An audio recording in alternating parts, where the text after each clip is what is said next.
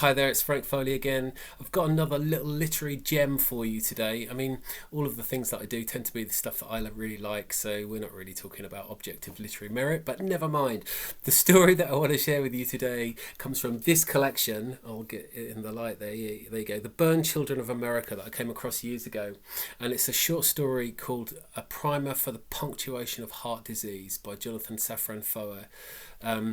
Safran Foer you probably know from Everything is Illuminated, the novel he published in 2002, which was subsequently made into a movie a few years later. And I came across this story and absolutely loved it when I first read it. It's a kind of, I suppose it's a kind of postmodern story, but in terms of its structure and its in terms of, ostensibly what it's trying to do. But it really speaks to universal human themes that we are, going to be talking about in 500 years probably, unless we're robots, who knows. But anyway, a primer, some people say primer. I think in America they say primer. I say primer. Primer for the Punctuation of Heart Disease. Safran Foer imagines, the narrator of the story imagines what it would be like, and actually tries to actually represent on the page. If we could represent with symbols all the silences that we have in our daily intercourse with other people, the silences, those parts, those gaps where speech isn't full enough or speech just can't convey all the things we mean. So he imagines being able to do that. So, and he comes up with some symbols, and I'll just show you the first page there. If I can get out of the light, there you go. So that square represents silence. So that's he kind of says, it starts off, the silence mark, inverted commas interestingly, signifies an absence of language, and there is at least one on every page of the story of my family life. That's pretty much what this tiny story is, probably about 400 or 500 words long if you actually added them up. That's what it's going to be about. It's about the complexity of his family life and it's not just his, because in this point the narrator represents every human probably. The complexity of your family life and the interactions with your family members and your loved ones, those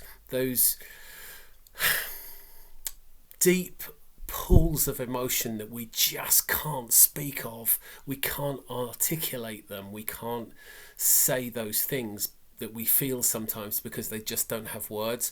Well, Safran Foer imagines, the narrator of the story imagines being able to fill those in symbolically, and it's just beautiful. And it's really difficult to kind of analyze it because it's not like a normal story, but he does track through moments in his family life. The narrator's tracking through moments in his family life and invents symbols to represent. So silence is one. There's the willed silence, when you're kind of waiting for somebody else to speak. You want to make them speak with your silence almost. And he goes through and so just do an experiment. I really recommend you read this story, by the way. It's a brilliant story. But just think about it in your own terms. Your relationship with your mother, for instance, if that's everybody's relationship with their mother or their father or their brother is difficult at some point. There are some things that it's just impossible to speak about.